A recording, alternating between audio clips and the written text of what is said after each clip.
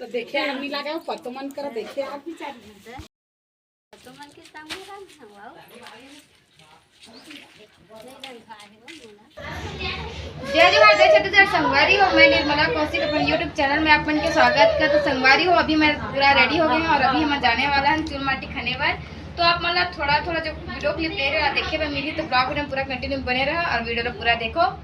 जाओ सबको दिखा दो कौन कौन मेहमान